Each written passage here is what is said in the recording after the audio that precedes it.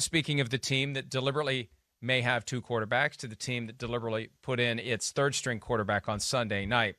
The Eagles have a real problem here, and this is going to resonate deep into the postseason and possibly into 2021 and possibly beyond. It may require a hard reset of the franchise before this one goes away, frankly.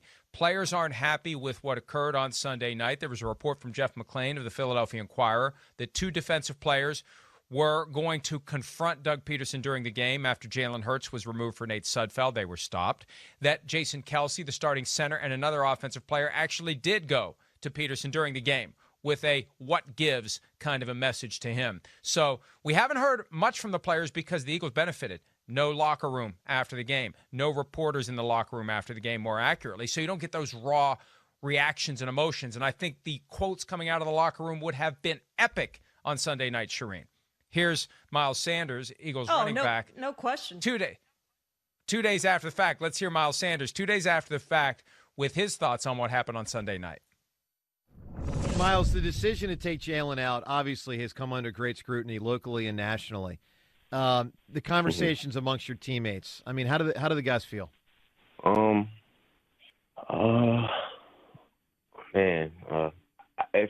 I'm being honest, nobody liked the decision.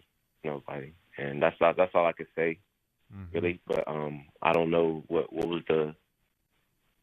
who was the main person behind that decision. But all I know is a lot of people on the team was confused. He thought for a second or two about not going there, but then he realized the hell with it. Everybody knows that the players were upset, and I thought that was great. I'm surprised he even did it, but it just shows you they can't. Now that the season's over, they can't muzzle these guys. If they want to talk, they're going to talk.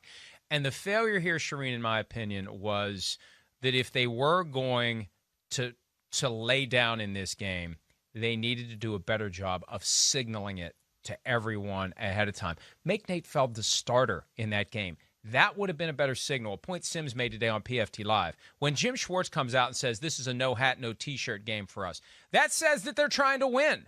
And maybe in hindsight, it was a middle finger by Schwartz, who's walking away from the Eagles after this season, and he's smart enough to come up with something like that where the message is going to get through that, hey, we're trying to win, when they really weren't. But the bottom line is Doug Pederson failed, and the Eagles organization failed to let people inside or outside properly brace for what ultimately happened. Sound like the quarterbacks knew, Mike, and not many other players knew. So it obviously wasn't communicated well. But it doesn't matter what you think. It doesn't matter what I think about the decision. It doesn't matter what anyone outside that locker room thinks. It doesn't matter what Joe Judge thinks. All that matters is what those players think inside that locker room. And we've heard from Miles Sanders. We've heard the inside reports on how Eagles players feel about this. This is a dark cloud over this organization. And they've got a lot of repair work to do once they come back into that building, Mike, because it's obvious that players did not agree with this situation and what Doug Pederson did, or whoever made the decision. Well, I think it was probably above Doug Pederson, but whoever made the decision. And I think that the repair work should be happening now. This isn't something that should sit until April. I remember 6 years ago, when the Seahawks lost in Super Bowl 49 on that fateful decision to throw instead of run, and the players were up in arms about it, and you had some players like Bruce Irvin immediately speaking out about it, and it was clear that the players were upset. I remember Pete Carroll going on the Today Show, and I'm thinking, why is he on the Today Show? Well, this is one way to communicate your message, because to the extent that you have other family members of these players who are watching the Today Show and they see it and they understand where Pete Carroll's coming from, you get other people in the family working on you in a positive way to get you to understand why he did what he did. And I think the Eagles need to be plotting out some sort of broader media strategy here. But see, here's the problem. They can never say that they were trying to lose the game. The minute they do that is the minute the NFL descends on the Eagles the way they descended on the Patriots for Spygate 1, 2, and 3, the way, and Deflategate, and the way they descended on the Saints for Bountygate. You can't come out and say it. The league isn't going to do anything to you as long as you keep your mouth shut that you were trying to lose. The minute you say you were trying to lose, you're dead. So I don't know what they can do here, Charean.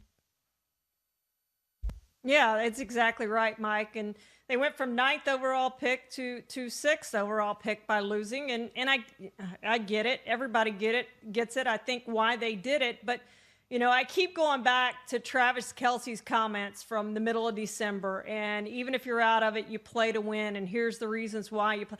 And it was a great speech that he made.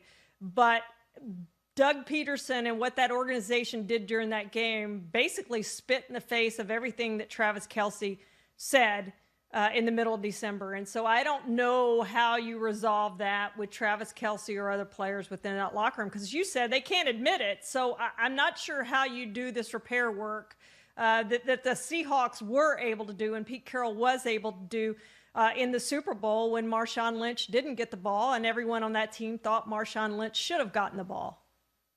Yeah, because the problem is if you admit it to enough players, it's going to get out that they're admitting it, and that could be enough to activate the league office's disciplinary arm. And, other teams in Week 17 played to win when it was in their best interest long-term to not play to win. The Vikings, it was in their best interest to lay down against the Lions. It was in the Lions' best interest to lay down, although the interim coach doesn't care because he's not going to be there anyway. But there are other examples of teams where you could look at and say, like the 49ers, I mean, they tried to beat the Seahawks. They don't benefit from beating the Seahawks. Kyle Shanahan's definitely going to be there next year, but teams played to win in lesser platforms than that game number 256, which has a special vibe to it.